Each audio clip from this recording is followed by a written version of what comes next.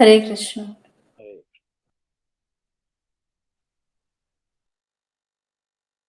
Hare Krishna. Haribol Dandavat Jai Shri Prabhupada. Vanchakalpatarubhyasya Kripa Sindhubhyayasya Patitanam Pavanebhyo Vaishnavebhyo Namo Namah. Are we ready? Yes, Prabhu. Sorry for the delay.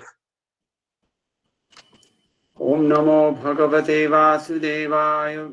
Om Namo Bhagavate Vasudevaya. Om Namo Bhagavate Vasudevaya.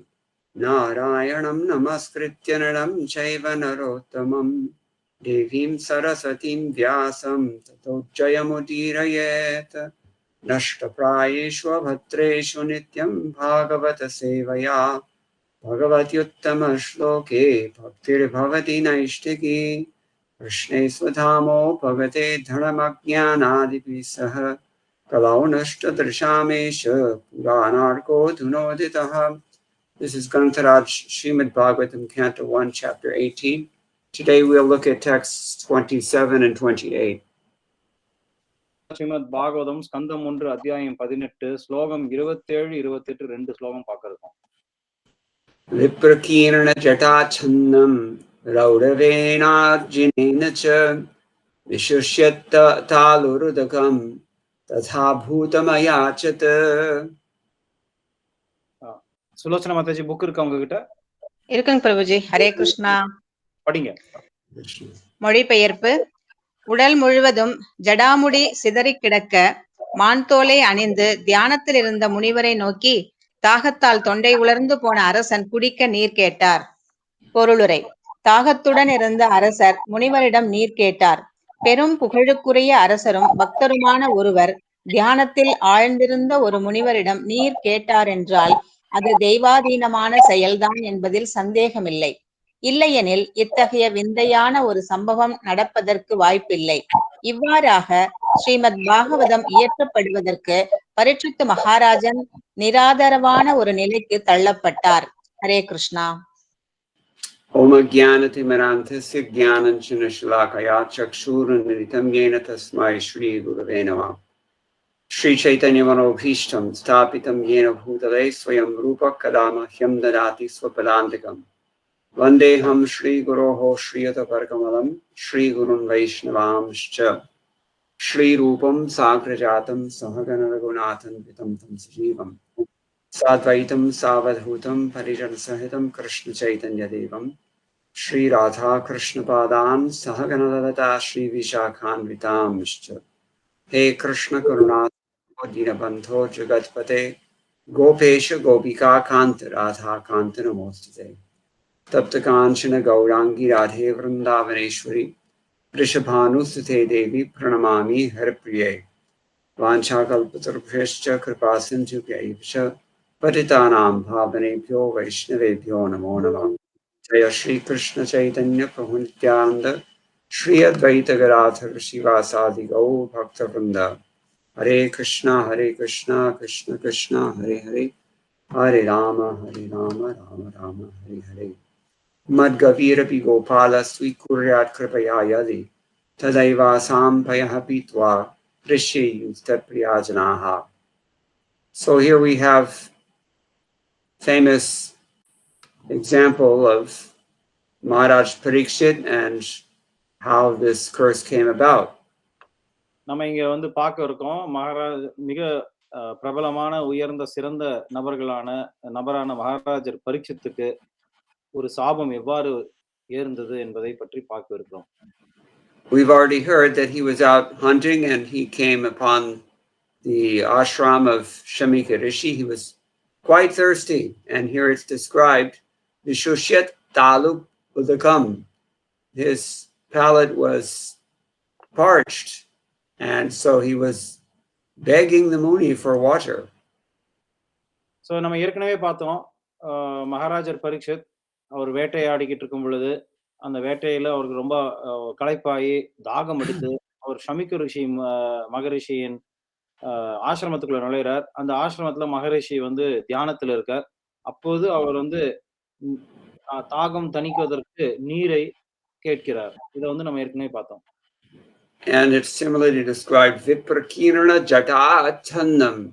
He was covered with his matted, long matted hair. Dreadlocks, we say nowadays. So நம்ம அவர் எந்த நிலையில இருந்தார் முனிவர் அப்படிங்கிறத பத்தியும் பார்த்தோம்.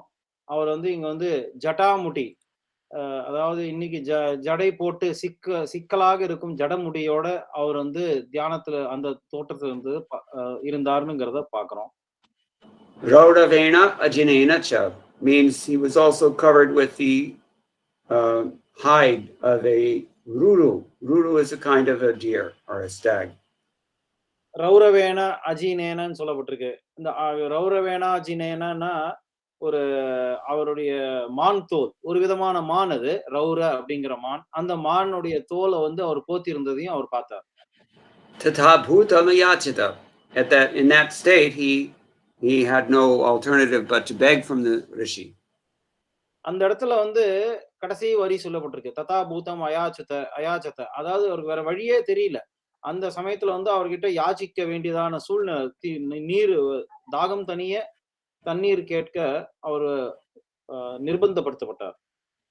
Here Srila Prabhupada writes in his purport that it was most unlikely actually that such a great devotee and king would go and beg from a sage absorbed in trance like this. It was a very queer setup, we might say. So இங்க ஸ்ரீ பிரபுபாதர் தம்முடைய பொருளுரையில முதல்ல என்ன சொல்றாருன்னா, மிகவும் சிறந்த பக்தரானவும் அதே சமயத்துல மிக உயர்ந்த ராஜா வந்து ஒருத்தர்கிட்ட போய் யாசிக்கிறதுங்கிறது சாதாரணமான ஒரு சூழ்நிலையே கிடையாது. அது வந்து அரசர்களுக்கு யாரும் செய்ய மாட்டாங்க அப்படி. ஆனா இங்க வந்து சூழ்நிலை, ஒரு இயற்கையின் சூழ்நிலை, பகவானுடைய ஏற்பாடு அப்படி இருந்தது அப்படிங்கிறது தான் வந்து குறிக்கிறதுன்னு பிரபுபாதர் சொல்றாரு. And for the benefit of those who have not yet experienced it personally, it's sometimes said in the English language, fact is stranger than fiction. Tamil இது ஆங்கிலத்துல ஒரு பழமொழி இருக்கு.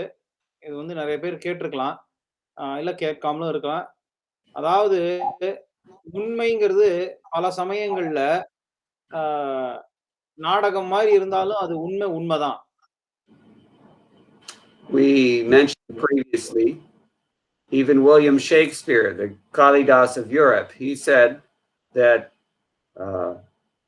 he questioned whether it's better to suffer the slings and arrows of outrageous misfortune. Sometimes we have to do that.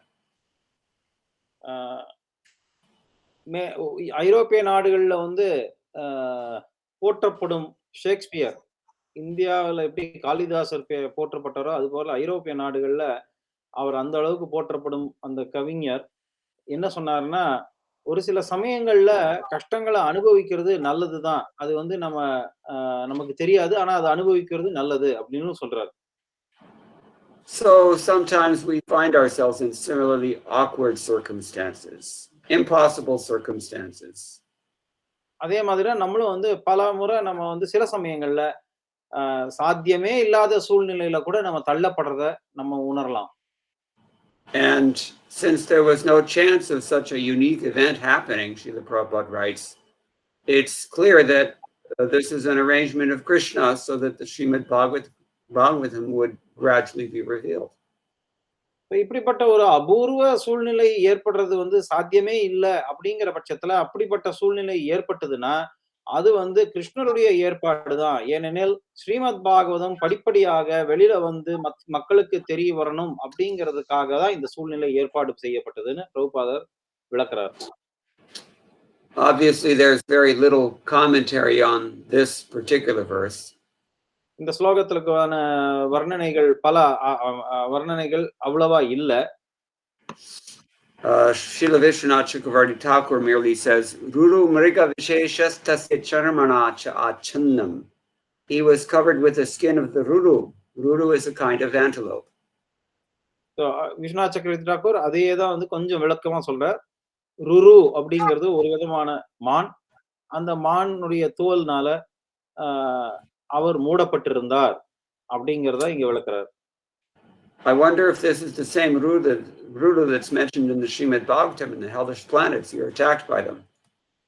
I don't. எனக்கு தெரியல. ஆனா ஒரு ருரு அப்படின்னு ஒரு நரக லோகங்கள் இருக்கு. அந்த கீழ் லோகங்கள்ல இப்படிப்பட்ட ஒரு மிருகம் வந்து ஒருத்தன தாக்கும் அப்படின்னு ஸ்ரீமத் பாகவதத்துல சொல்லப்பட்டிருக்கு. அந்த ருருவும், இந்த ருருவும் ஒண்ணான்னு தெரியல. Sometimes we find people who are just by nature they're envious of others. ஒரு சில சமயங்கள் நம்ம பார்க்கிறோம். இயற்கையிலேயே வந்து ஒரு சில ஜீவராசிகள் மற்ற ஜீவராசிகள் மேல பொறாமையாக கொண்டிருப்பத பார்க்கிறோம். When you have that nature, I want to say when you have acquired that nature by misuse of your might and independence, then you are awarded with a suitable body to express that nature. That body would be the snake.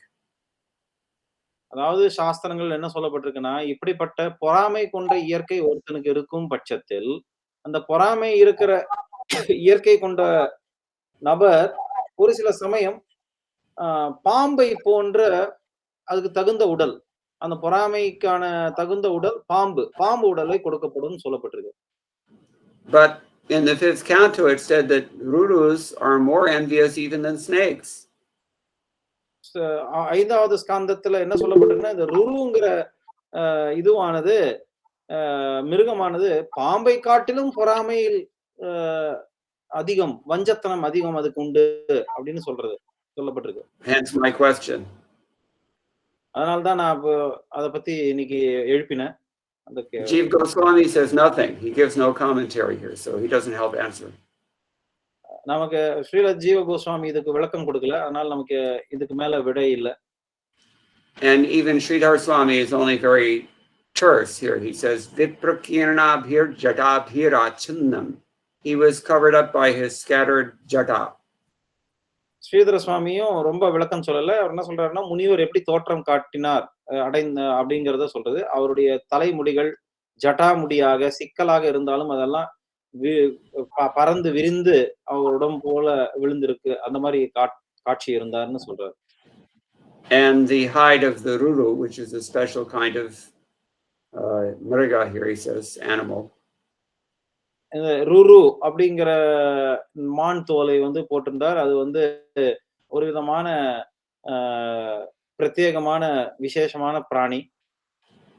Visheshena shusyat talu yasya saha tatha bhutam munim udakam ayachata. And because his throat was completely parched, extraordinarily parched, Visheshena shusyat talu. Therefore, in that state, he approached the Muni and he begged for water.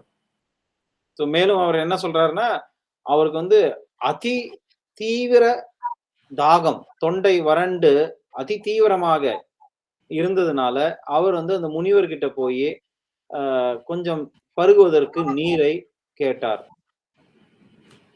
This is where we get the idea of talavya consonants. Talavya? Yes. I don't know how to explain that in Tamil. Okay. Here, the word for the roof of your mouth is talu. We say in Tamil தாகம். Maybe it is related. அதனால தாலூர் நீங்க சொல்லப்பட்டிருக்கு. அதுதான் நம்ம தமிழ்ல தாகம் அப்படின்னு சொல்றோம். அந்த வார்த்தைக்கான மூலம் என்னன்னு புரிஞ்சுக்கணும். வறண்டு போன நிலையை தாகம்னு சொல்றது. I think Tamil has more of them than in Sanskrit and other languages.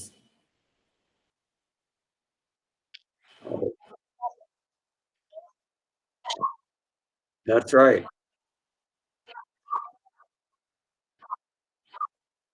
Okay. No, this is talu, means the roof of your mouth. Where you pronounce those words.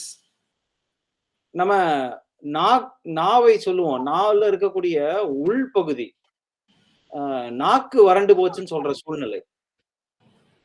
Just like the word Krishna, all of the consonants there except the ka, they're all talavya consonants. Krishna.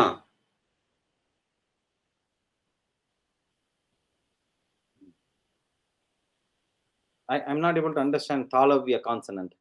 Okay, forget it. It's not an important point. Let's move on to the next verse. All right, so this is all that Sridhar Swami has to say, that he was parched throat and he was begging for water. Sridhara சுவாமி அதுக்கு வர்ணனை கொடுக்கறச்சு அந்த அளவுக்கு அவருக்கு வந்து தாகம் இருந்தது. அதனால அவர் வந்து நீருக்காக யாசித்தார். அலப்தத்வேணி பூம்யாதீர் அசம்பூர்ண சூர்ணதः அவஜ்ஞாதமிவாத்மானம் மன்யமானஷ்சு கோபः. சுலோச்சன மாதாஜி, மொழிபெயர்ப்பு 28வது ஸ்லோகம் படிங்க. படிக்கிறது. ஹரே கிருஷ்ணா. மொழிபெயர்ப்பு. வழக்கமாக அளிக்கப்படும் ஒரு ஆசனமோ இடமோ நீரோ அல்லது இனிய வார்த்தைகளோ அளிக்கப்படாததால் தான் அலட்சியம் செய்யப்பட்டதாக எண்ணிய அரசர் கோபமடைந்தார். பொருளுரை. ஓர் எதிரியை வீட்டிற்கு வரவேற்பது என்றாலும் அதை மரியாதையுடன் செய்ய வேண்டுமென்பது வேத கட்டளை ஆகும். எதிரியின் வீட்டில் இருக்கிறோம் என்ற எண்ணம் ஏற்படாத வண்ணம் அவரை நன்கு உபசரிக்க வேண்டும். பகவான் ஸ்ரீ கிருஷ்ணர் அர்ஜுனனுடனும் பீமனுடனும் மகதராஜனான ஜராசந்தனை அணுகிய போது மதிப்பிற்குரிய எதிரிகளை ஜராசந்தன் ராஜ மரியாதையுடன் வரவேற்றான். எதிரி விருந்தினராக இருந்த பீமன் ஜராசந்தனுடன் சண்டை செய்வதாக இருந்தது. இருப்பினும் அவர்களுக்கு சிறப்பான வரவேற்பு அளிக்கப்பட்டது. இரவில் அவர்கள் நண்பர்களைப் போலவும் விருந்தினர்களைப் போலவும் ஒன்றாக அமர்ந்திருப்பது வழக்கம். பகலிலோ வாழ்வா சாவா என்ற ஆபத்தான சூழ்நிலையுடன் அவர்கள் போர் செய்தனர். அதுதான் உபசரணை விதியாகும். ஒருவன் பரம ஏழையாக இருந்தாலும் குறைந்தது ஒரு புல்லாசனம், குடிப்பதற்கு சிறிது நீர் மற்றும் இனிய வார்த்தைகள் ஆகியவற்றையாவது தன் விருந்தினருக்கு அளிக்க வேண்டும் என்பது உபசரணை விதி. எனவே ஒரு விருந்தினர் நண்பராகவோ அல்லது எதிரியாகவோ இருந்தாலும் அவரை வரவேற்று உபசரிப்பதில் எந்த செலவும் இல்லை. நற்பண்புதான் இதற்கு தேவை. பரீட்சித்து மகாராஜன் சமீக ரிஷியின் ஆசிரமத்தில் நுழைந்த போது ராஜோபச்சாரத்தை எதிர்பார்க்கவில்லை. ரிஷிகளும் மகான்களும் பௌதீக செல்வம் உடையவர்கள் அல்ல என்பதை அவர் அறிந்திருந்தார். ஆனால் ஒரு புல்லாசனமோ சிறிது நீரோ அல்லது இனிய வார்த்தைகளோ கூட தனக்கு அளிக்கப்படாததென்பதை ஒருபோதும் அவர் எதிர்பார்க்கவில்லை. அவர் ஒரு சாதாரண விருந்தினர் அல்ல, ரிஷியின் எதிரியும் அல்ல. எனவே ரிஷியால் வரவேற்கப்படாததை கண்டு அரசர் மிகவும் ஆச்சரியமடைந்தார். குடிப்பதற்கு தண்ணீர் மிகவும் தேவைப்பட்டதால் அதை கிடைக்காமல் அரசர் கோபமடைந்ததும் உண்மையில் சரிதான். இத்தகைய ஒரு சூழ்நிலையில் அரசர் கோபப்படுவது இயற்கைக்கு மாறானது அல்ல. ஆனால் அரசர் சிறந்ததொரு முனிவருக்கு எல்லா விதத்திலும் குறைந்தவர் அல்ல என்பதால் அவர் கோபம் அடைந்ததும் நடவடிக்கை எடுத்ததும் விந்தையாக உள்ளது. எனவே அதை பகவானின் திட்டப்படி நிகழ்ந்தது என்றுதான் ஏற்றுக்கொள்ள வேண்டும். அரசர் பகவானின் மிகச்சிறந்த பக்தராவார். முனிவரும் அரசருக்கு இணையானவராகவே இருந்தார். ஆனால் அரசர் குடும்ப தொடர்பிலும் அரசாங்க அலுவலகங்களிலும் பற்றற்றவராகி பகவான் ஸ்ரீ கிருஷ்ணரின் தாமரை பாதங்களில் பூரண சரணாகதி அடைந்தவராக மாறும் வகையில் சூழ்நிலைகள் பகவானின் விருப்பப்படி உருவாக்கப்பட்டு இருந்தன. கருணாமூர்த்தியான பகவான் தனது தூய பக்தர்களை பௌதீக வாழ்வு என்னும் சேற்றிலிருந்து விடுவித்து தம்மை நோக்கி இழுப்பதற்காக சில சமயங்களில் இத்தகைய தர்ம சங்கடமான சூழ்நிலைகளை உருவாக்குகிறார். ஆனால் புறத்தோற்றத்தில் சூழ்நிலைகள் பக்தர்களுக்கு ஏமாற்றம் அளிப்பவை போல் காணப்படுகின்றன. பகவத் பக்தர்கள் எப்பொழுதும் பகவானின் பாதுகாப்பிலேயே உள்ளனர். ஏமாற்றம் அளிக்கும் அல்லது வெற்றி அளிக்கும் எச்சூழ்நிலையிலும் பகவான் தான் பக்தர்களுக்கு பரம வழிகாட்டியாக இருக்கிறார். எனவே ஏமாற்றம் தரும் சூழ்நிலைகளையும் கூட பகவானின் ஆசியாகவே தூய பக்தர்கள் ஏற்றுக்கொள்கின்றனர். Hare Krishna. So again, this is a wonderful purport, very instructive purport by His Divine Grace, Srila Prabhupada. இது வந்து மிக சிறந்த ஒரு பொருளுரை, பிரபுபாதரால் கொடுக்கப்பட்ட சிறந்த பொருளுரை. இதுல பலவிதமான கோட்பாடுகளும் நமக்கு உபதேசங்களும் இதுல வழங்கப்பட்டுள்ளது. We can go over some of the points, but first we should hear from our predecessor acharyas, Srila Prabhupada's predecessor acharyas. இந்த பொருளுரையில ஒரு சில கருத்துக்களை நம்ம பார்ப்போம். அதுக்கு முன்னாடி பிரபுபாதருடைய பூர்வ ஆச்சாரியர் என்ன சொல்லியிருக்காங்கன்றதையும் பார்ப்போம். That provides us with the context in which Srila Prabhupada received these teachings and gives us greater insight into the choices that Srila Prabhupada made about what to communicate and what was significant about these events. இந்த சூழ்நிலை, இந்த சம்பவத்தை சூழ்நிலை பொறுத்து பிரபுபாதர் ஏன் ஒரு சில விஷயங்களை இப்படி விளக்கினார் அப்படிங்கிற கருத்து முந்தைய ஆச்சாரியர்களுடைய வியாக்கியானங்கள்ல படிக்கும் பொழுது நமக்கு வெளிப்படும். So Sridhar Swami says, "Na labdham tranam tranasanam bhumi adi upavesha sthanam chayena sa, na sampraptorkhya sumirtam priyavachanam chayena sa." He's thinking to himself, he hasn't offered a straw mat, means tranasanam, nor even a place to put that mat. And I've received from him neither argya nor any kind words. Sridhara சுவாமி என்ன விளக்குறாருன்னா, பரீட்சித் மகாராஜர் பின்வருமாறு யோசித்தார். அதாவது, இந்த முனிவர் நான் வந்திருக்கேன், வந்த உடனே எனக்கு ஒரு புல்லாசனம், அதாவது பாய் கொடுக்கல. பாய் கொடுக்காம அந்த பாய் போடுறதுக்கு கூட ஒரு இடம் கூட கொடுக்கல.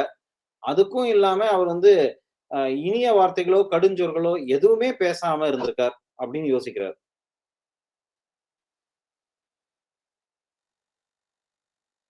Hare Krishna. Is this from my side or is this Kishori Priya Mataji? Are you able to hear me?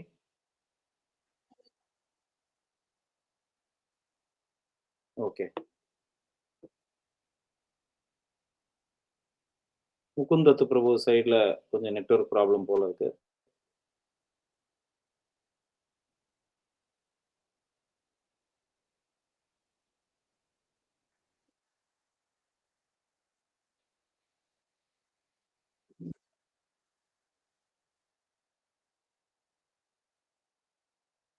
நம்ம பொதுவா எல்லாத்தையுமே தொண்டை வறந்ததுன்னு தான் சொல்லுவோம் தமிழ்ல.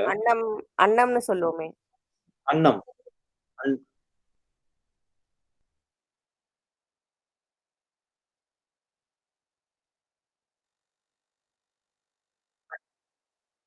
அது கரெக்ட், புரியுது. தமிழ்ல வறண்டு போச்சு அந்த இடம் சொல்றோம், அந்த இடம். ஆனா அது கான்சனன்ஸ்னு வேற சொன்னார். அதனால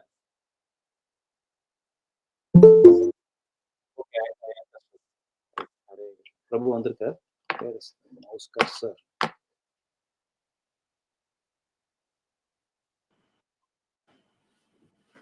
Pranam Prabhu. Hare Krishna. Sorry, I don't know what happened. I didn't lose power on my side, but well, okay. We only lost you because all of us were able to discuss. So I don't know what happened really. This is a unique break. Okay, so alabdhetyadi atra tasyetrasha bhavo bhagavar anugrahamaya Shri Bhagavarichhayaivati nyayam. It should be understood here by the word alabdha that this kind of mood from Raja Parikshit was just it was made out of the Lord's mercy by the desire of Bhagavan. Yeah.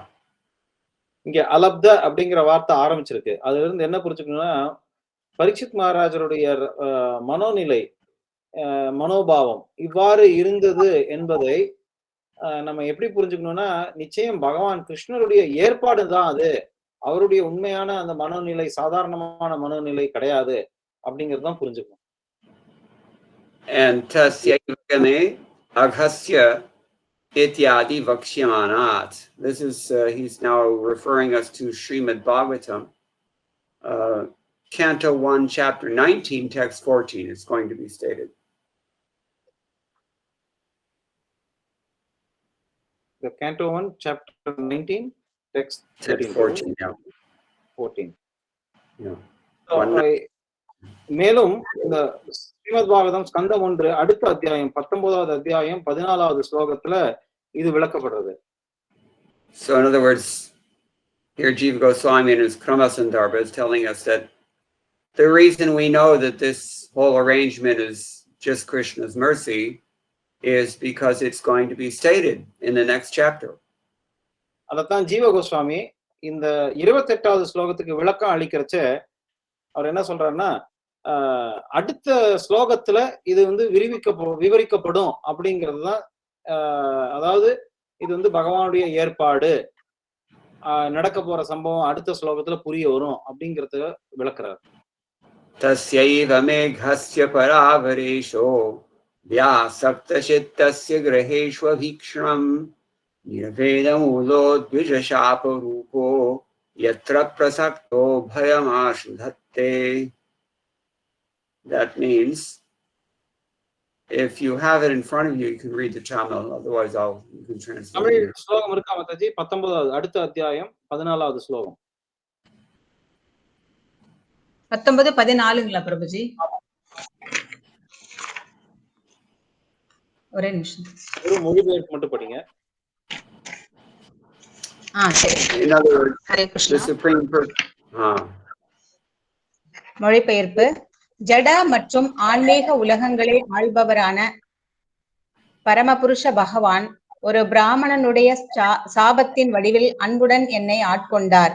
குடும்ப வாழ்வில் நான் அளவுக்கு அதிகமான பற்று கொண்டிருந்ததால் பயத்தால் மட்டுமே என்னை நான் உலகிலிருந்து விடுவித்துக் கொள்வேன் என்ற முறையில் என்னை காப்பாற்றுவதற்காகவே பகவான் பயத்தின் வடிவில் என் முன் தோன்றியுள்ளார். Hare Krishna. Then that's Srimad Bhagavatam 1:19-14. You can read the purport also. பொருளுரையும் படிங்க மாதாஜி. ஹரே கிருஷ்ணா. பரீட்சித் மகாராஜன் மிகச்சிறந்த பக்தர்களான பாண்டவர்களின் குடும்பத்தில் பிறந்திருந்தும் பகவானிடம் பற்று கொள்வதில் நன்கு பயிற்றுவிக்கப்பட்டிருந்தும் பகவானின் ஒரு திட்டத்தினால் உலகை அவர் துறக்க வேண்டிய அளவிற்கு குடும்ப வாழ்வில் மிகப்பெரிய கவர்ச்சி இருப்பதை உணர்ந்தார். ஒரு தூய பக்தரின் விஷயத்தில் பகவானே இத்தகைய நேரடியான செயலை மேற்கொள்கிறார். பிரபஞ்சத்தின் மிகச்சிறந்த ஆன்மீகிகளும் அங்கு வருகை தந்திருப்பதை கொண்டு பரீட்சித் மகாராஜனால் இதை புரிந்து கொள்ள முடிந்தது. பகவான் தனது பக்தர்களை விட்டு பிரியாமல் அவர்களுடனேயே எப்பொழுதும் வாழ்கிறார் என்பதால் சிறந்த முனிவர்களின் வருகை பகவானின் வருகையை குறிப்பிடுவதாகவே உள்ளது. எனவே அரசர் சிறந்த முனிவர்களின் வரவை பகவானின் அனுகிரகமாக எண்ணி அவர்களை வரவேற்றார். Hare Krishna. So in other words, Maharaj Parikshit felt that the Brahman's curse which fell upon him was the mercy of the Lord to rectify his over-attachment to family life. So பின்னாடி வர சம்பவத்துல பரீட்சித் மகாராஜர் என்ன யோசிக்கிறார்னா, இந்த பிராமணருடைய மகன் என்னை சபித்து விட்டார். அது எதுக்காக நடந்தது அப்படின்னா, நான் குடும்பத்துல அதிக பற்றுதல் கொண்டிருக்கேன், அதுல இருந்து என்னை விடுவிக்கணும் அப்படிங்கிறதுக்காகவே பகவான் என்ன இந்த மாதிரி ஒரு சூழ்நிலையில வச்சிருக்கார். In other words, he felt that the Lord had to take that extreme measure because otherwise he would never have detached himself. Only out of fear would he detach himself. He said this. So இது பின்வரும் அத்தியாயத்துல நடந்த சம்பவம். அந்த உடனே அவர் என்ன யோசிக்கிறாருன்னா, பரீட்சித் மகாராஜர், நான் ரொம்ப அதி தீவிரமாக குடும்பத்தோட பற்றுதல் வச்சிருந்தேன், என்ன அதுல இருந்து விடுவிக்கணும் அப்படின்னா பகவான் இப்படிப்பட்ட தீவிர நடவடிக்கையை எடுப்பது அவசியம். ஏன்னா அதன் மூலம் எனக்கு பயத்தை உண்டுபடுத்தி அந்த பயத்தின் மூலமே என்னை பௌதீக பற்றுதல் இருந்து விடுவிக்க அவர் செய்த ஏற்பாடு.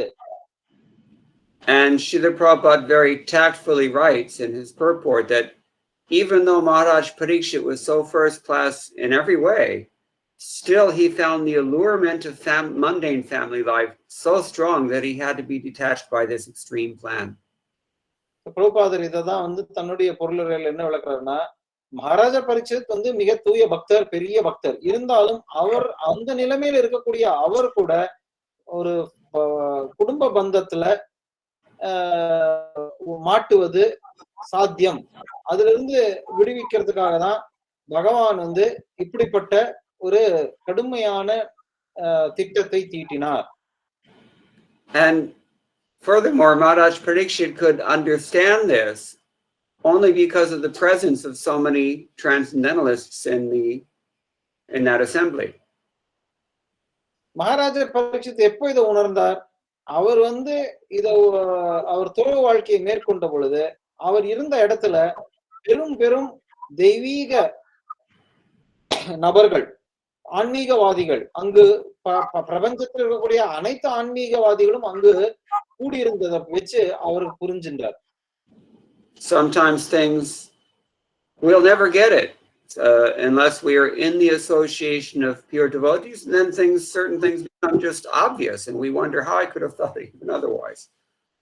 ஒரு சில சமயங்கள் நம்ம யோசிப்போம், ஒண்ணுமே புரியாம இருக்கிற சூழ்நிலையில இருப்போம். அப்போ வந்து ஒரு பக்தரோட சங்கம் கிடைக்கும் பொழுது, பக்தர்கள் சங்கம் கிடைக்கும் பொழுது, விவாதிக்கும் பொழுது, அவருடைய அறிவுரையை கேட்கும் பொழுது உடனே நமக்கு புரிய வரும்.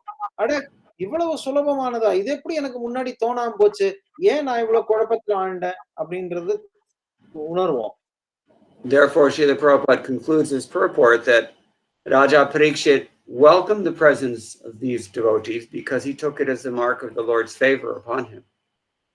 அதனால பிரபுபாத தன்னுடைய இந்த பொருளுரையில முடிவில் என்ன சொல்றாருன்னா, பரீட்சித் மகாராஜர் வந்து தம்முடைய இந்த ஆன்மீக நபர்கள் எல்லாம் முனிவர்களும் தெய்வீக நபர்களும் அங்கு தோன்றியதை பார்த்து, ஓகே இது வந்து பகவானுடைய ஏற்பாடு, இதுதான் சரியான ஏற்பாடு அப்படிங்கறத புரிஞ்சுட்டார். So Jiva Goswami is telling us that verses like this solidify the idea in our minds that this was the Lord's mercy upon Parikshit Maharaj. ஜீவ கோஸ்வாமி என்ன விளக்க வராருன்னா, இந்த மாதிரி ஒரு சூழ்நிலைகள்ல வச்சுதான் நம்ம வந்து இக்கட்டான சூழ்நிலைகள்ல இருந்து நம்ம சரியான புரிந்துணர்வை பெற முடியும். அதுவும் பகவானுடைய ஏற்பாடு அப்படிங்கிறது இந்த மாதிரியான சம்பவங்கள் நமக்கு எடுத்துரைக்கின்றன. Vishwanath Chakravarti Thakur puts the matter very bluntly in his commentary. Viswanath சக்கரவர்த்தி டாக்கூர் தம்முடைய வர்ணனையில நேரடியாக ஒரு விஷயத்தை விளக்குறார். Alabdheti mamatihya manena kimapi na kritam iti chukopa. So this means that he says the word alabdha here in this text 28, which means not being received. The king thought that despite my being an uninvited guest, he's done nothing, and therefore he became angry. இங்க விஸ்வநாத் சக்கரவர்த்தி டாக்கூர் என்ன சொல்றாருன்னா, பரீட்சித் மகாராஜருக்கு ஏன் சினம் கொண்டார், கோபம் ஏன் வந்தது அப்படிங்கிறத விளக்குறார். அலப்த அப்படிங்கிற வார்த்தையில ஆரம்பிக்கக்கூடிய இந்த ஸ்லோகத்திற்கு அவர் பரீட்சித் மகாராஜர் யோசிக்கிறார், இவர் வந்து என்ன வந்து சரியான விதத்துல வரவேற்க இல்லை. இந்த வரவேற்க இவர் வந்து ஒரு அடிப்படையான விதத்துல கூட வரவேற்கல இந்த முனி, அதனால அவருக்கு கோபம் ஏற்பட்டது.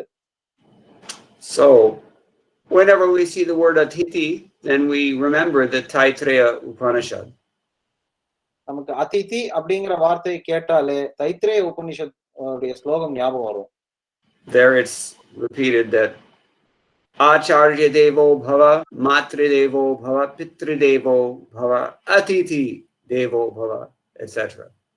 அந்த தைத்திரேய உபனிஷத்துல என்ன சொல்லப்பட்டிருக்குன்னா, ஆச்சாரிய தேவோ பவ, மாத்ரு தேவோ பவ, பித்ரு தேவோ பவ, அதன் பின்னர் அதிதி தேவோ பவ. So that seems to be a little bit, he's kind of hinting at that here, Vishwanath Chakravarti Thakur. Viswanath சக்கரவர்த்தி டாக்கூர் அதைத்தான் இங்க வந்து மேற்கோள் காட்டுறார், சுட்டி காட்டுறார். Or for that matter, Maharaj Parikshit himself.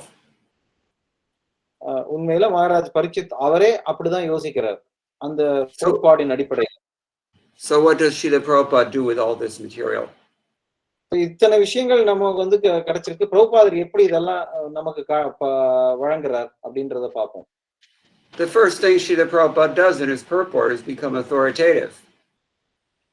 முதல்ல பிரபுபாதர் எதை சொல்றதுக்கு முன்னாடியும் தம்முடைய தாம் என்ன கூற போறாரோ அந்த கூற்று ஆனது அதிகாரப்பூர்வமான கூற்றாக இருக்கணும் அப்படிங்கறத காட்டுறார். He quotes from the Dharma Smriti. அவர் வந்து தர்மஸ்ருதியை மேற்கோள் காட்டி தன்னுடைய பொருளுரையை ஆரம்பிக்கிறார். And he says that even if your enemy arrives uninvited, he should not be given a chance to understand that he's come into an enemy's house. ஒரு பகைவரோட வீட்டுக்கு ஒருத்தர் நுழைஞ்சா கூட அங்க இருக்கக்கூடிய உபச்சரிப்பு எப்படி இருக்கணும்னா, அவர் வந்து அட நான் பகைவன் வீட்டுக்குள்ளே நுழைஞ்சிருக்கேன் அப்படிங்கறதையே மறந்துடணும், அந்த அளவுக்கு ஒரு உபச்சரிப்பு இருக்கணும். Or even if the host understands that you're an enemy. இரு பக்கமும் அந்த விருந்தை அளிக்கக்கூடிய நபர் கூட தன்னுடைய விருந்தாளி எதிரியாக இருந்தால் அவ்வாறு பார்க்க கூடாது. dressed as Brahmanas, Krishna, Arjuna, and Bhima, they visited Jarasandha in Magadha. ஒருமுறை மகத நாட்டு அரசனான ஜராசந்தனுடைய இடத்திற்கு பிராமணர்கள் வேடத்தில் கிருஷ்ணர், அர்ஜுனர் மற்றும் பீமன் அங்கே செல்கிறார்கள். They were dressed as Brahmins and they claimed that they wanted to beg something in charity. அவங்க பிராமணர்கள் உடையை அணிந்திருந்ததனால் நாங்க வந்து தானம் யாசிக்க வந்துள்ளோம் அப்படின்னு கேக்குறாங்க. Even though he was looking at these three and thinking, these guys don't look like Brahmins. In fact, they look a lot like Arjuna, Krishna, and Bhima. ஜராசந்தனுக்கு பார்த்த உடனே தெரிஞ்சிச்சு, இவங்க எல்லாம் ஒன்னும் பிராமணர் மாதிரி தெரியலையே, உண்மையில இது கிருஷ்ணர், அர்ஜுனர், பீமன் தான் அப்படிங்கறத அவருக்கு தெரியும். But he went along with it and he gave him a grand reception here, Prabhupada says. இந்த ஜராசந்தன் சரி வந்துட்டாங்க, அதனால வந்து பிராமணர்களாக வந்திருக்கிறதுனால விருந்தினருக்கு என்ன உபசரிப்பு தேவையோ அப்படிப்பட்ட பெரும் உபசரிப்பு வழங்கினான். Not that everybody's just lying to one another. இது வந்து சும்மா போலி கிடையாது உண்மையில. But rather these are the laws of Vedic reception. This is dharma. உண்மையில இதுதான் தர்ம கோட்பாடுகள். It's another level of sense control. இது சொல்ல போனோம்னா புலன்களை கட்டுப்படுத்தும் ஒரு சில நியதிகள். If we look through all the dharma shastras, we do find some common denominators there. நம்ம தர்ம சாஸ்திரத்தெல்லாம் எல்லாத்தையும் அலசி பார்த்தோம்னா இம்மாதிரியான கோட்பாடுகள் நிச்சயம் இருக்கிறத பார்க்க முடியும். And one set of one triplet set Sri Krishna mentions in Bhagavad Gita more than once. பகவத்கீதையிலும் கிருஷ்ணர் ஒரு முறைக்கும் மேல பல முறை 3 முறையாவது அவர் வந்து இதை விளக்குறார். The dharma shastras or the dharma smriti shastras, they're always meant to increase yajna, dana, and tapa because these things purify even the great souls. இந்த 3 விஷயங்கள் என்ன கிருஷ்ணர் சொல்றாருன்னா, தர்ம சாஸ்திரத்தின் கோட்பாடுகள் படி ஒருத்தரை தூய்மைப்படுத்தணும்னா தர்ம, the next one was yajna dharma yajna dana tapaschaiva papa. யஜ்ஞம், தியாகம், தானம், அதுக்கப்புறம் தவம், இந்த மூன்றுமே அவசியம். Yes. So the injunction is that even if you're a poor man and with nothing to give, at least you should offer some sort of mat, some water anybody can get, and some sweet words. அதாவது இதுல என்ன தெரிய வருதுன்னா, ஒருத்தர் உள்ள நம்ம வீட்டுக்கு வந்தா யார் வந்தாலுமே ஒரு உட்கார்றதுக்கு பாயோ ஆசனமோ கொடுக்கணும், சில நீர் கொடுக்கணும், குறைந்தபட்சம் நீர், அவருக்கு வந்து அந்த பாயோட உட்கார்றதுக்கு இடத்தையும் கொடுக்கணும். It's just a question of good manners. இது வந்து நன்னடத்தை, அவ்வளவுதான் இதுல. So Raja Parikshit did not expect a great grand reception. He knew he's a poor rishi. Parikshit மகாராஜுக்கு தெரியும் இவர் ஒரு ஏழ்மையான ஒரு ரிஷி, இவர்கிட்ட செல்வம் எல்லாம் கிடையாது, அவர் ஒன்றும் பெருசா ராஜ உபச்சாரம் எதிர்பார்க்கல. He wasn't just an ordinary guest either. He was a great, well-known soul. அதே சமயத்துல பரீட்சித் மகாராஜும் ஒரு சாதாரண நபர் கிடையாது, அவர் மிகப்பெரிய Mahatma. He had nothing against Shamika Rishi. அவருக்கு சமிக்க ரிஷி மேல எந்த பகையும் கிடையாது. Therefore, he was astonished because he thought, this Rishi's given me such a cold reception. அவர் அதனால தான் யோசிச்சாரு, நான் என்னுடைய பகைவரும் கிடையாது, அவர் ஏன் இப்படி வந்து என்னை வந்து ஒண்ணுமே வரவேற்பே கொடுக்காம நம்மள வந்து இருக்கார் அப்படிங்கறத பார்த்து அவர் வந்து வியப்படைந்தார். And Prabhupada even defends his attitude because in fact he did need a glass of water very badly. பிரபுபாதரும் வந்து பரீட்சித் மகாராஜருடைய பக்கத்தை தான் எடுத்து இங்க வந்து பொருளுரையில சொல்றார். அதாவது அவர் வந்து பரீட்சித் மகாராஜருக்கு பரிந்து பேசுறார். அவர் வந்திருக்காரு, அவ்வளவு கஷ்டப்பட்டிருக்காரு, அவருக்கு வந்து ஒரு நீர் கூட கொடுக்கலன்னா எப்படி? He was dehydrated. அவர் முற்றிலும் உடம்புல நீரே வற்றி போன நிலையில இருக்கார். That can really mess a person up. நமக்கே தெரியும், நமக்கு எப்போவாவது உடல்ல நீர் கம்மியாகி வற்றி போச்சுன்னா எவ்வளவு மோசமான சூழ்நிலையில் நம்ம இருப்போம். So it wasn't unnatural that he should become at least miffed at this. அதனால பரீட்சித் மகாராஜர் வியப்படைந்தார் அப்படின்னா அது இயற்கையே, அது ஒன்னும் வியக்க வைக்கும், அதுல ஒன்னும் வியப்பு பெருசும் இல்ல. But no one could have guessed that the king himself would become angry and take this action, because the king himself was not less than Shamika Rishi. He was a great saintly king, Raja Rishi. இந்த பரீட்சித் மகாராஜரே வந்து ஒரு பெரிய ராஜ ரிஷி. அவருக்கு தெரியும் சமிக்க ரிஷியை போலவே அவரும் தவத்தில் உயர்ந்தவர்.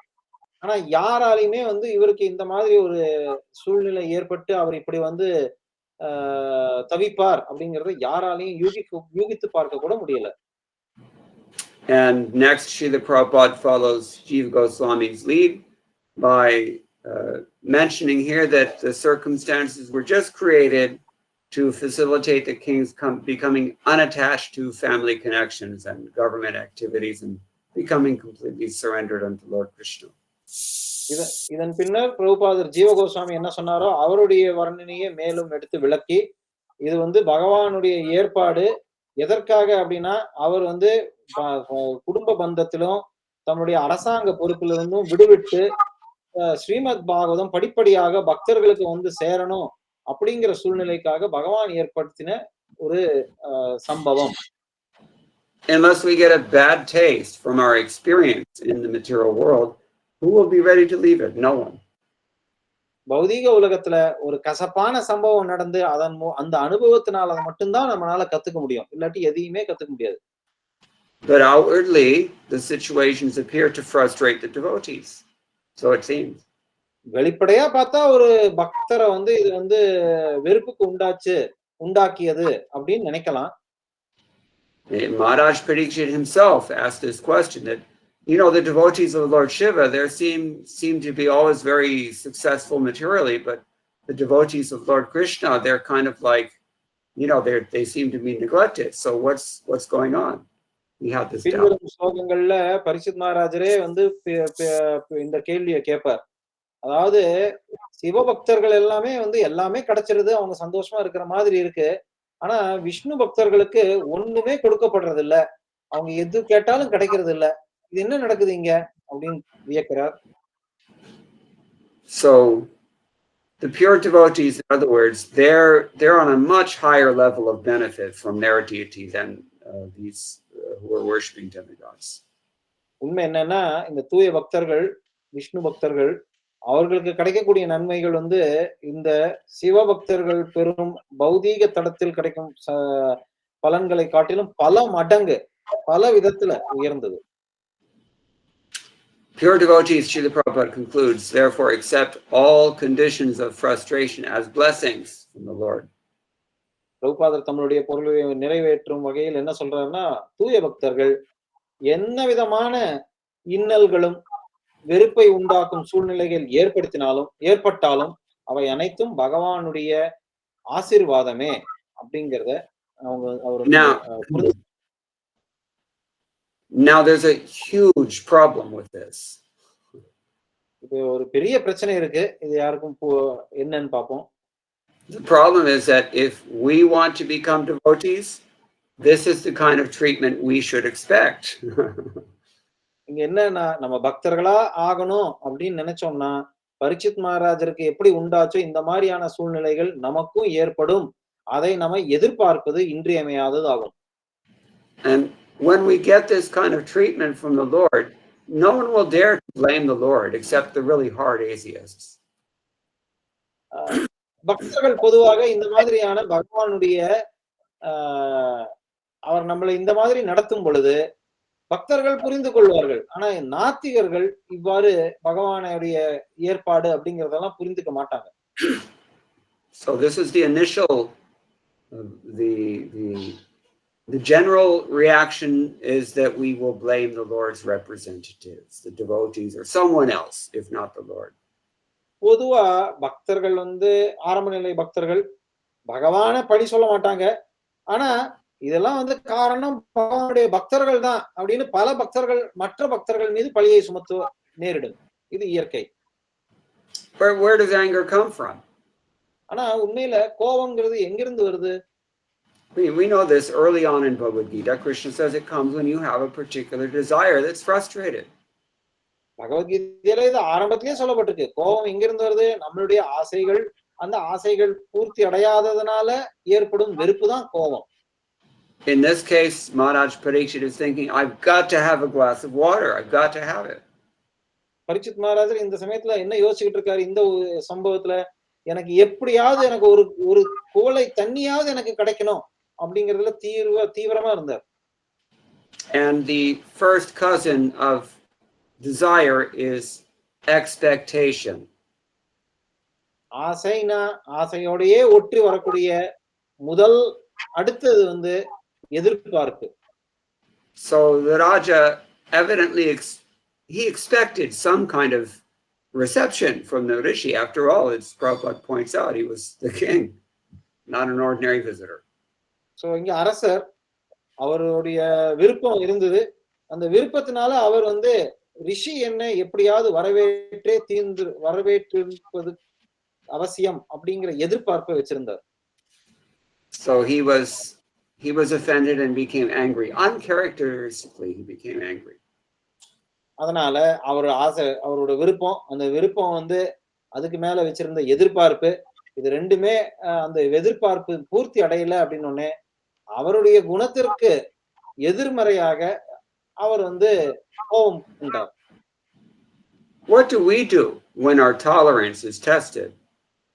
நம்மளுடைய பொறுமை சோதிக்கப்படும் பொழுது நம்ம என்ன செய்வோம்? It will be tested. நிச்சயம் பொறுமை சோதிக்கப்படதான் போறது. Especially if you're in Sardesati. சனி 7 நாட்டு சனி இருந்ததுன்னா நிச்சயம் சோதனை வரும். Or such circumstances, there are so many of them. அது மட்டும் இல்ல, அது மாதிரி பலவிதமான சூழ்நிலைகள் ஏற்படலாம். And what do we do when our expectations are also not met? நம்மளுடைய எதிர்பார்ப்புகள் நம்மள வந்து நம்ம அதை அடையாத பொழுது நம்ம என்ன பண்ணுவோம்? We know what we do. We become angry. We lose it. We commit offense. நமக்கு நிச்சயம் தெரியும். நம்ம வந்து கோபத்தினால பல அபராதங்கள் இழைப்போம். Therefore, the example of Maharaj Parikshit has to be here. And therefore, Krishna arranged for this. இதன் காரணமாக தான் கிருஷ்ணர் வந்து இந்த பாடத்தை மகாராஜர் பரீட்சித் மூலமாக இந்த சம்பவத்தை ஏற்படுத்தி நமக்கு பாடம் புகுத்துறார். And it's interesting to note his example doesn't seem to be perfect. நம்ம பார்க்க வேண்டியது என்னன்னா அவருடைய உதாரணம் இங்க வந்து பக்குவமான உதாரணம் கிடையாது.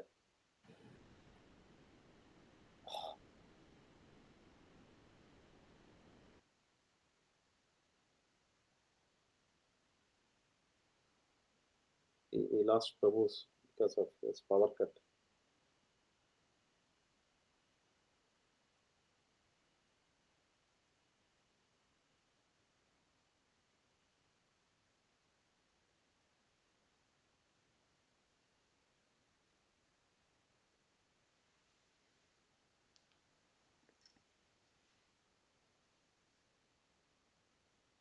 I hope others are able to hear me. It's not because of this end.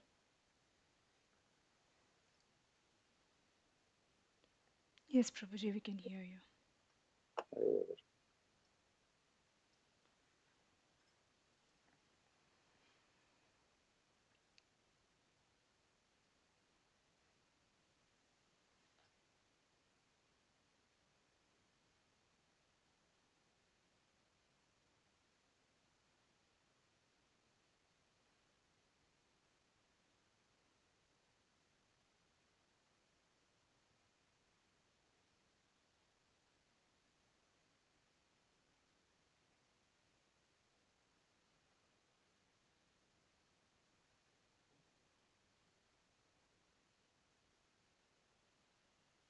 Hare Krishna, Krishna Krishna, Hare Hare, Hare Rama, Rama Rama, Hare Hare. Hare Krishna, Krishna Krishna, Hare Hare, Hare Rama, Rama Rama, Hare Hare. Hare Krishna, Krishna Krishna, Hare Hare, Hare Rama, Rama Rama, Hare Hare.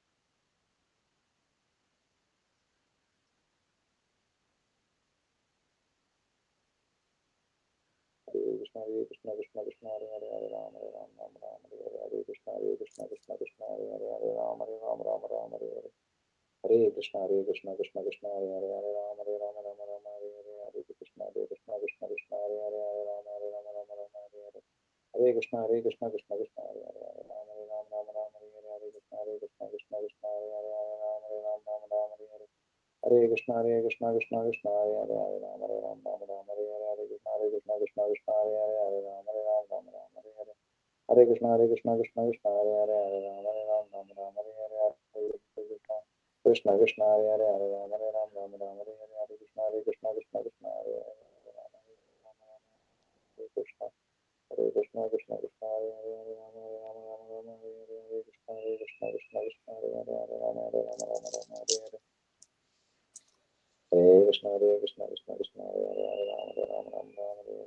Krishna, Hare Krishna, Krishna Krishna, Hare Hare, Hare Ram, Hare Ram, Ram Ram, Hare Hare, Hare Krishna, Krishna Krishna, Hare Hare, Hare Ram, Hare Ram, Ram Ram, Hare Hare. Hare Krishna, Krishna Krishna, Hare Hare, Hare Ram, Hare Ram, Ram Ram, Hare Hare, Hare Krishna, Krishna Krishna, Hare Hare, Hare Ram, Hare Ram, Ram Ram, Hare Hare, Hare Krishna, Krishna Krishna, Hare Hare, Hare Ram, Hare Ram, Ram Ram, Hare Hare. Hare Krishna, Krishna Krishna, Hare Hare, Hare Ram, Hare Ram, Ram Ram, Hare Hare, Hare Krishna, Krishna Krishna, Hare Hare, Hare Ram, Hare Ram, Ram Ram, Hare Hare. Hare Krishna, Krishna Krishna, Hare Hare, Hare Ram, Hare Ram, Ram Ram, Hare Hare, Hare Krishna, Krishna Krishna, Hare Ram, Hare Ram, Ram Ram, Hare Hare. Hare Krishna, Krishna Krishna, Hare Hare, Hare Ram, Hare Ram, Ram Ram, Hare Hare, Hare Krishna, Krishna Krishna, Hare Hare, Hare Ram, Hare Ram, Ram Ram, Hare Hare. Hare Krishna, Krishna Krishna, Hare Hare, Hare Ram, Hare Ram, Ram Ram, Hare Hare.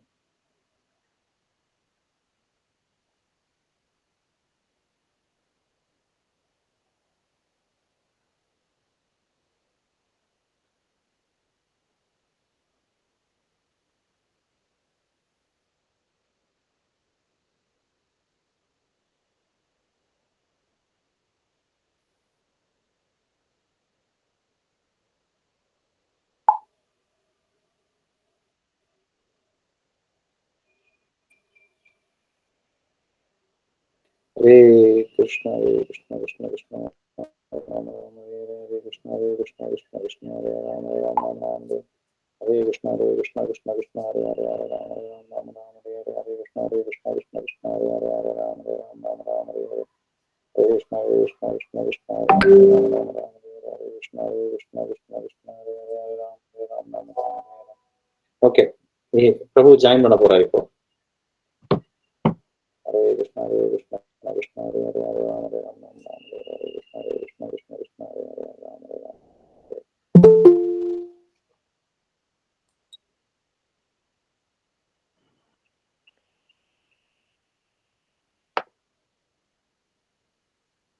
Hare Krishna, Prabhu.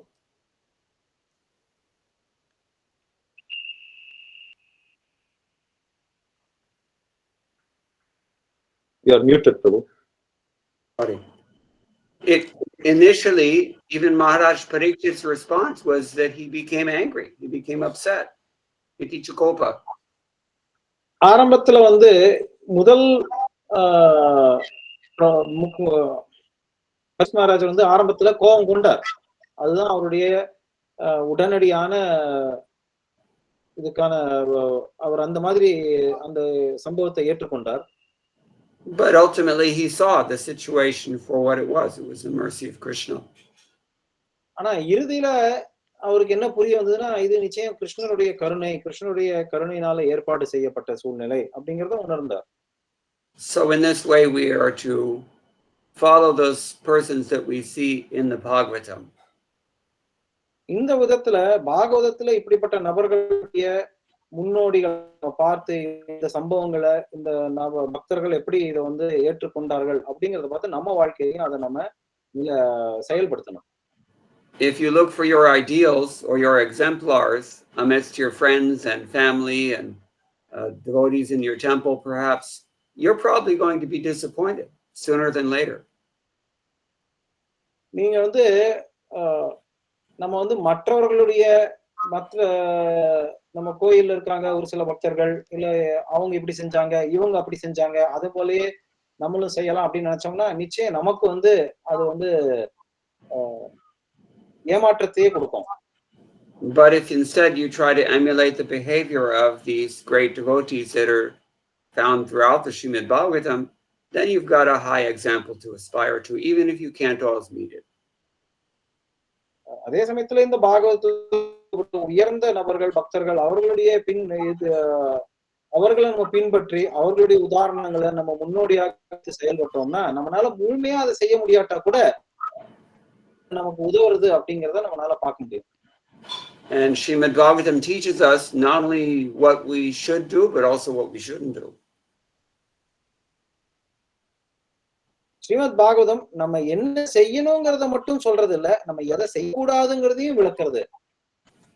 We learn this from the examples of those persons who are described here in the Bhagavatam.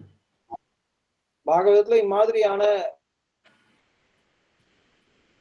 அப்படிங்கிற உதாரணங்களை வச்சு நம்ம இது எல்லாத்தையும் பார்க்க முடியும். Okay, so it's late now, so we will stop. But if anyone has any questions, we can try to entertain a few.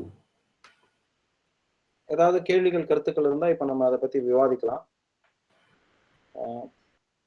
I had one. Actually, you answered that in my question initially that I thought. But my question is, Parikshit Maharaj entered the Shamika Rishi's ashrama and he saw him meditating.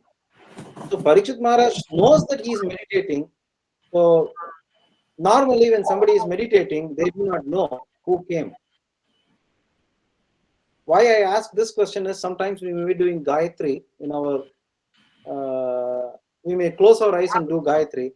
And if spiritual master comes, it is stated that when you see spiritual master, you have to pay obeisance on the spot. So how do we understand and how should we act? Should we break our penance or the tapasya and then start redoing it, restart it, or? You're talking about Gayatri in particular or any kind of meditation? It may be Gayatri, it could be puja. Then when we see a higher personality. Repeat your question first. Yes, Prabhu. So if it is a higher personality or even if it is a guest, when I am engaged in puja, a guest comes, what would be an appropriate? Yes. I mean, anuvad karo in Tamil. Yes. Okay. இருக்கோம் எனக்கு இல்ல காயத்ரி ஜபம் பண்றோம், ஏதோ ஒரு தியானத்துல ஈடுபட்டு இருக்கும் பொழுது வீட்டுக்கு உயர்ந்த நபர்களும் சரி இல்ல விருந்தினர்கள் வந்தா நம்ம நம்ம எப்படி வந்து அவங்கள அந்த சூழ்நிலையை நம்ம மேற்கொள்ள வேண்டும்? So this definitely an injunction that even if we're doing puja, if the spiritual master or even a guest comes, we have to interrupt our puja and go receive them because Atiti Devo Bhava.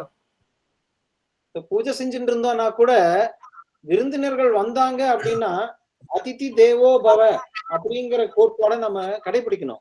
அப்போ அந்த சமயத்துல பூஜையை வந்து நம்ம தடை செஞ்சு நிறுத்திட்டு போய் அவர்களை கவனிக்கணும்.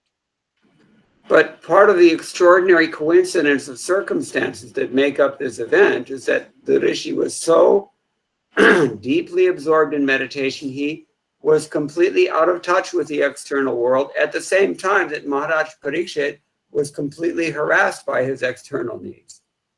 Very unlikely combination of events that only Krishna can arrange. ஆனா இங்க நம்ம புரிஞ்சுக்க வேண்டிய முக்கியமான விஷயம் என்னன்னா, சூழ்நிலை எப்படிப்பட்டதுன்னா, ரிஷி சமிக்க ரிஷி இந்த வெளி உலகத்தை அவர் தொடர்பே இல்லாத சூழ்நிலையில ஆழ்ந்த தியானத்துல அவர் இந்த உலகத்திலேயே இல்ல, அங்கே இருக்கவே இல்லை அவர். அதே சமயத்துல பரீட்சித் மகாராஜர் விபரீதமான சூழ்நிலையில மாட்டி இந்த வெளி உலகத்தின் துன்புறுத்தல், வரட்டுதல், வாட்டு அவரை வந்து அந்த அளவுக்கு துன்புறுத்திருக்கு. சோ இது வந்து கிருஷ்ணர் ஏற்பாடு செய்த ஒரு அதி தீவிர சூழ்நிலை. So this is something we have to consider. நிச்சயம் இந்த சூழ்நிலையை நம்ம ஆழ்ந்து கவனத்துல கொள்ள வேண்டியது அவசியம். Okay, Prabhu. Is that okay? That answers. I had a question. Okay. Kishori Priya. Hare Krishna, Prabhuji, Dandavat Pranam, Yes, Srila Prabhupada. So basically, we spoke, like Srila Prabhupada in his purport to the text 28, he says, this whole arrangement was providential. and you alluded to that as well. But then, does this only happen in the case of pure devotees, and in our case, it's just karma? Because and what is the interplay of the two? Because eventually, when we look at our the events from our past, we can kind of figure out that they all led to there was a purpose behind it. But what is the interplay between the act of providence and our own karma? Hare Krishna. Mataji என்ன கேக்குறாங்கன்னா, பொதுவா இந்த மாதிரி சம்பவங்கள் தூய பக்தர்கள் வாழ்க்கையில நடக்கலாம். அது புரியுறது. அது பகவானுடைய ஏற்பாடுன்னு. ஆனா நம்மளுடைய வாழ்க்கையில நடக்கும் பொழுது நம்மளுடைய பூர்வ ஜென்ம கர்மத்தினால நடந்ததுன்னு புரிஞ்சுக்கணுமா? இல்ல எப்படி பகவானுடைய ஏற்பாடா இருக்கும் அப்படிங்கிறதையும் நம்ம புரிஞ்சுக்கணுமா? இது 2ல எது நாம ஏத்துக்கணும்? நம்மள மாதிரி கட்டுண்ட ஆத்மாக்களின் சூழ்நிலையில. Krishna doesn't arrange these things only for his pure devotees. He can arrange them for ourselves as well. கிருஷ்ணர் தூய பக்தர்களுக்கு மட்டும்தான் இம்மாதிரியான சூழ்நிலையை ஏற்படுத்துவார்ன்றது கிடையாது. நமக்கு கூட அவர் ஏற்பாடு செய்யலாம். And sometimes it's not actually Krishna's arrangement, it's just our karma. ஒரு சில சமயங்கள்ல நிச்சயம் நமக்கு புரியும், இது கிருஷ்ணருடைய ஏற்பாடு கிடையாது, இது கர்மா தான். Sometimes it is Krishna's arrangement, it's not our karma. சில சமயங்கள்ல அது நம்மளுடைய கர்மா கிடையாது, ஆனா கிருஷ்ணருடைய ஏற்பாடு. And sometimes it's both at the same time. சில சமயங்கள்ல இது ரெண்டுமே சேர்ந்து கூட நமக்கு வரும். So the greatest, I mean the best example that we have, Lord Brahma, is that he just folds his hands and say that maybe somebody knows what's going on. I don't know what's going on, but it's always right to surrender to Krishna in any circumstance. பிரம்மர் மிக சிறந்த உதாரணமாக இதுக்கு திகழ்கிறார். அவருடைய வாழ்க்கையில ஒரு சம்பவம் நடந்தது. அந்த சம்பவத்தை பார்த்த உடனே எனக்கு ஒண்ணுமே புரியல என்ன நடக்குதுன்னு. ஆனா மற்றவர்களுக்கு புரிந்திருக்கலாம். அதனால எனக்கு ஒண்ணுமே புரியல அப்படிங்கிறச்ச என்னுடைய ஒரே கதி பகவான் கிருஷ்ணரிடம் சரணடைஞ்சு கையை கூப்பி அவர்கிட்ட வந்தனை செலுத்துவது, அவர்கிட்ட சரணடைகிறது தான் ஒரே வழி. In any condition, it's never wrong to take a humble position and try to surrender to Krishna submissively. எந்த சூழ்நிலையா இருந்தாலும் நம்ம பகவான் கிருஷ்ணரிடம் பணிவான மனப்பான்மையை ஏற்றுக்கொண்டு, பணிவான கீழ்நிலை சூழ்நிலையை, தாழ்ந்த சூழ்நிலையை ஏற்றுக்கொண்டு, அந்த நிலையை மனநிலையை ஏற்று அவரிடம் சரணடைந்தது சால சிறந்தது. அது எதுவாக இருந்தாலும் சரி. And depending on our sincerity in that endeavor, Krishna will provide us with the necessary intelligence to understand what's happening. அந்த சமயத்துல நம்ம எவ்வளவு தூரம் நேர்மையா இருக்கோம், எவ்வளவு தீவிரமா இருக்கோம், எவ்வளவு உண்மையில இருக்கோம் அப்படிங்கிற நேர்மையை பார்த்து கிருஷ்ணர் போதுமான அறிவை நமக்கு கொடுப்பார். அதன் மூலம் என்னதான் நம்மளை சுத்தி நடக்குது அப்படிங்கறத நம்ம புரிஞ்சுக்குவோம். Okay. Thank you, Prabhuji. Okay, so we will end here. Thank you all very much. All glories to Srila Prabhupada.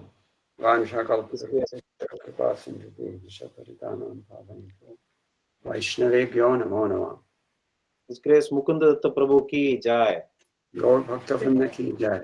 Hare Krishna. Hare Krishna.